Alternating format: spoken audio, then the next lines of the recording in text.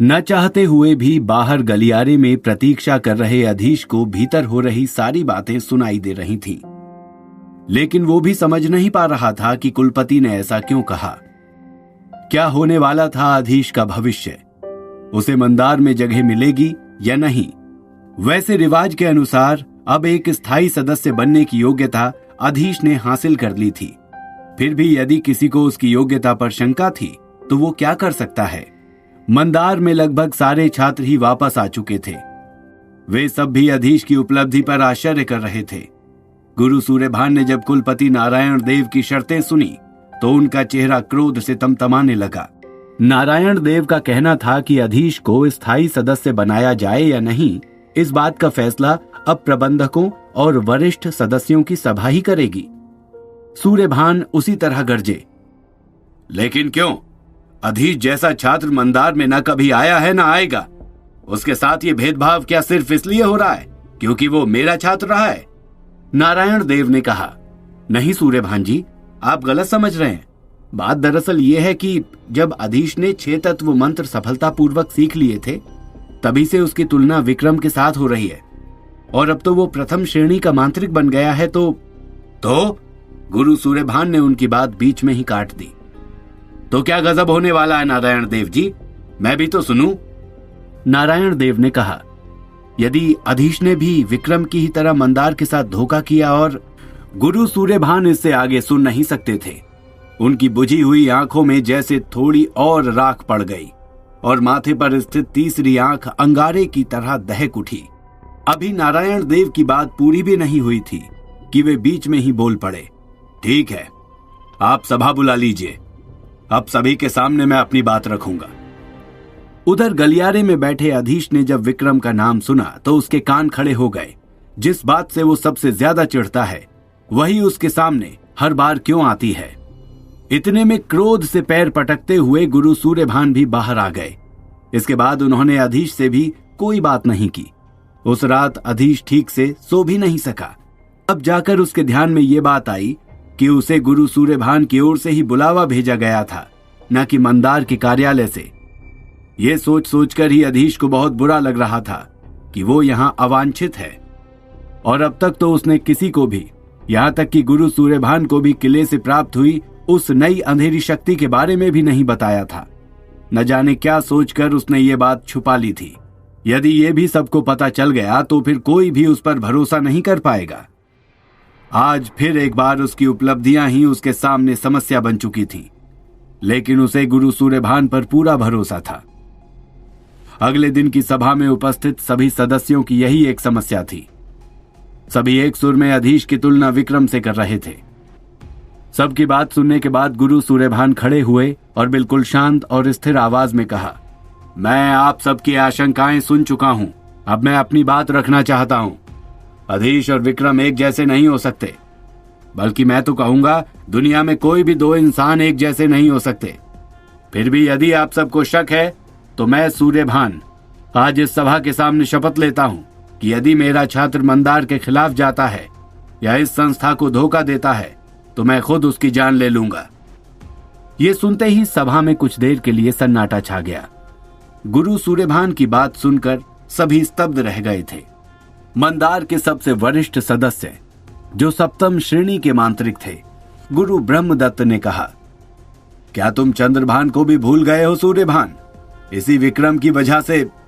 सूर्यभान ने बिल्कुल शांत और निर्लिप्त भाव से कहा, हाँ, भूल गया हूं। चंद्रभान का बदला मैंने काल विजय से ले लिया है और अब मेरे मन को शांति मिल चुकी है। ये सुनकर सभी चुप हो गए। अब तक तो मंदार के पशु पक्षी और ईंट पत्थर तक समझ चुके थे कि गुरु सूर्यभान अधीश को कितना मानते हैं, और यदि वे खुद अपने मुंह से इतनी बड़ी बात कह रहे हैं तो इसका क्या मतलब है। इसके बाद किसी ने आगे कुछ नहीं कहा। मुख्य प्रबंधक ने अधीश के कोष में 1 लाख अंक जमा कर दिए और अनुबंध पत्र उसे थमा दिया। अनुबंध की शर्तें वास्तव में बहुत कठिन थी।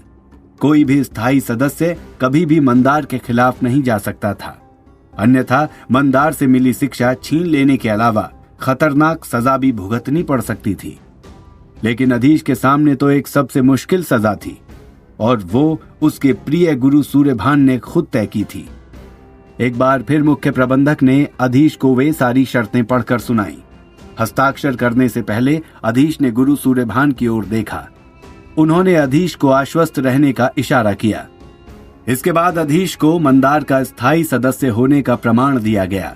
सभा समाप्त हुई। सभी सदस्य उठकर बाहर चले गए तो गुरु सूर्यभान ने अधीश से कहा, मैं तुम पर बहुत भरोसा करता हूं अधीश, कभी इस भरोसे को चोट मत पहुंचाना।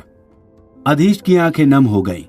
उसने हाथ जोड़कर गुरु सूर्यभान से कहा, मैं आपके खिलाफ जाने की सोच भी नहीं सकता। मैं मांत्रिक अधीश पुरोहित आपको वचन देता हूं कि कभी भी आपका सर झुकने नहीं दूंगा। अधीश इस पल भावुक हो उठा था। गुरु सूर्यभान ने वास्तव में उसके लिए बहुत कुछ किया था और सबसे बड़ी बात थी कि पूरे मंदार के खिलाफ जाकर उसका पक्ष लिया था और उस पर भरोसा किया था। और भरोसा ही तो इस दुनिया में सबसे महत्वपूर्ण है। एक भरोसे के बल पर ही तो इंसान सब कुछ करता है। गुरु सूर्यभान ने अधीश के कंधे पर हाथ रखा और बोले, अब जाकर साधन भवन से अपने लिए नया चोगा ले लो। अब तो मंदार के स्थायी सदस्य हो। अब ये विद्यार्थियों वाला चोगा बदल लो। अधीश मुस्कुरा दिया और गुरु सूर्यभान को प्रणाम कर साधन भवन की ओर चल पड़ा। वो सोच रहा था, गुरुजी एक अभिभावक की तरह उसकी छोटी छोटी जरूरतों का ध्यान रखते हैं।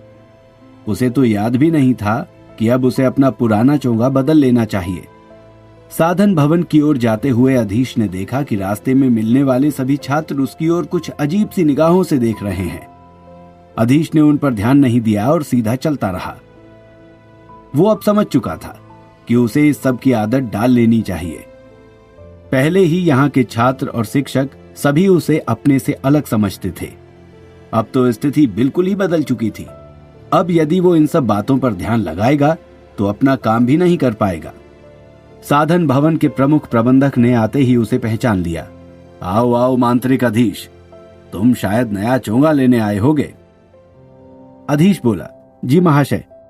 इतना कहकर उसने अपना मंदार का प्रवेश पत्र और छल्ला आगे बढ़ा दिया। प्रबंधक ने पूछा, किस श्रेणी का चोगा लेना पसंद करेंगे आप? ये तो अधीश ने सोचा ही नहीं था।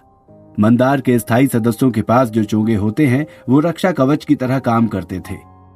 उन पर वो संकेत चिन्ह बने हुए होते थे जो कि जरूरत आने पर मंत्रों के विरुद्ध पहनने वाले की रक्षा करते थे। इसलिए इन लोगों की भी अलग अलग श्रेणियां हुआ करती थीं। अधीश को समीर ने जो चोगा उपहार में दिया था वो कम से कम द्वितीय श्रेणी के मंत्रों से उसकी रक्षा कर सकता था। अब अधीश ने सोचा, मुझे चौथी या पांचवी श्रेणी का चोगा लेना चाहिए। लेकिन जब प्रबंधक ने उसे चोगा दिखाया जो कि चौथी श्रेणी का था तो उसकी कीमत बहुत अधिक थी। इसके अलावा उस पर बहुत से संकेत चिन्ह बने हुए थे। प्रबंधक बोला, आपके पास तो बहुत से अंक इकट्ठे हो गए हैं। अब आप पांचवी श्रेणी का चोगा भी खरीद सकते हैं, लेकिन इन संकेत चिन्हों को समझना आसान नहीं होता। खैर, आपको तो इनका ज्ञान होगा। ये सुनकर अधीश चुप हो गया। एक यही तो कमजोरी थी उसकी। मंत्रों का अच्छा ज्ञान होने के बाद भी उसे संकेत चिन्ह समझ में नहीं आते थे। उसने कहा, तीसरी श्रेणी का चोगा किस मूल्य में होगा? प्रबंधक बोला, 1100 अंक। क्या 1100 अंक? ये तो बहुत अधिक है। अधीश दाम सुनकर सच में चौंक पड़ा।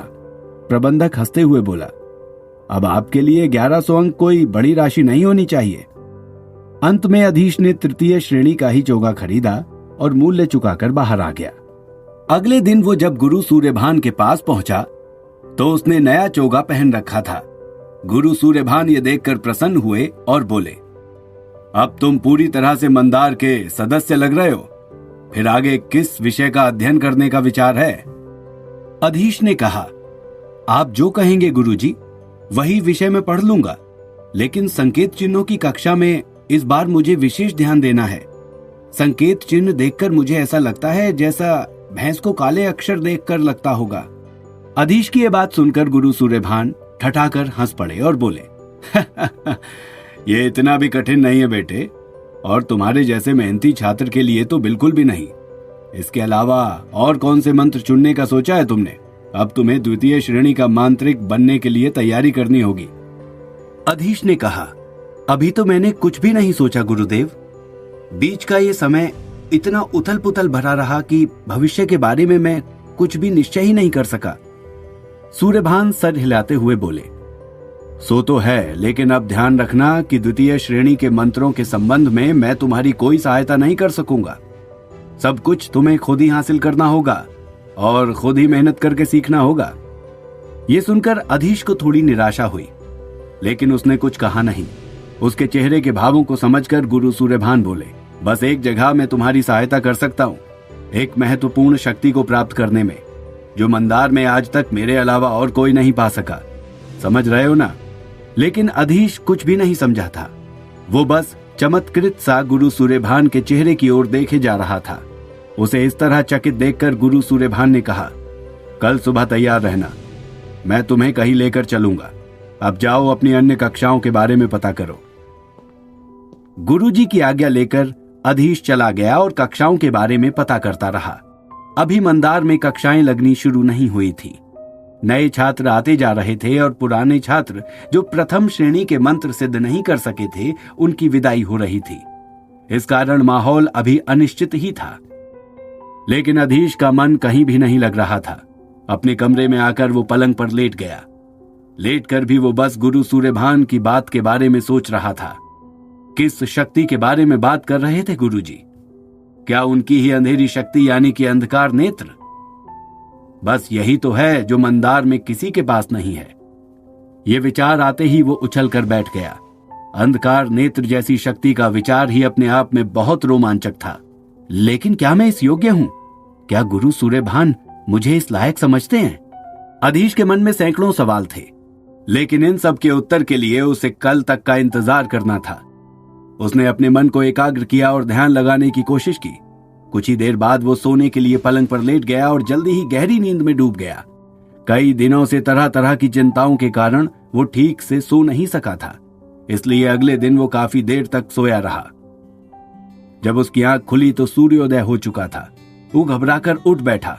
आज तो मुझे गुरुजी ने सुबह जल्दी ही तैयार रहने के लिए कहा था। जल्दी से नहा धोकर तैयार हो गया और गुरु सूर्यभान के भवन की ओर चल पड़ा। गुरुजी भवन के बाहर ही खड़े थे। अधीश को देखकर बोले, मैं तुम्हारी ही प्रतीक्षा कर रहा था। आज लगता है तुम बहुत अधिक सोए। अधीश संकोच भरी आवाज में बोला, क्षमा कीजिए गुरुजी, पता नहीं कैसे गहरी नींद लग गई थी। सूर्यभान ने कहा, कोई बात नहीं, अब चलो जल्दी से यहां से चलते हैं, आज हमें बहुत दूर जाना है। अधीश ने सोचा, दूर यानी मंदार से बाहर? लेकिन गुरुजी मुझे लेकर मंदार से बाहर कहां जाएंगे? लेकिन गुरुजी से पूछने की उसकी हिम्मत नहीं हुई। वो बस चुपचाप उनके पीछे चलता रहा। मंदार से बाहर निकलकर एक स्थान पर गुरुजी ने अपनी आंखें बंद की और हाथ से हवा में कुछ संकेत चिन्ह बनाए। तुरंत ही उसके सामने एक दरवाजा प्रकट हो गया। चलो, गुरुजी ने कहा तो अधीश भी उनके पीछे दरवाजे के भीतर चला गया। उसके भीतर आते ही दरवाजा बंद हुआ और गायब हो गया। अब अधीश अपने आप को 4 अदृश्य दीवारों से घिरा हुआ महसूस कर रहा था। अधीश को लग रहा था जैसे वो हवा में उड़ रहा है। नीचे जमीन पर नदियां और पहाड़ चलते हुए दिखाई दे रहे थे। थोड़ी ही देर में वे एक बहुत बड़े भवन के सामने आकर रुक गए। दरवाजा एक बार फिर प्रकट हुआ और वे दोनों बाहर आ गए। ये भवन बहुत सी बड़ी बड़ी इमारतों में बटा हुआ था। अधीश ने सर उठाकर देखा तो एक ऊंची पट्टी पर लिखा हुआ था, अभयकुल। अभयकुल? गुरु सूर्यभान अधीश को यहां क्यों लेकर आए थे? ये तो एक दूसरा मंत्र विद्यालय है। जानने के लिए सुनते रहिए द मैजिशियंस सीक्रेट, सिर्फ और सिर्फ पॉकेट एफएम पर।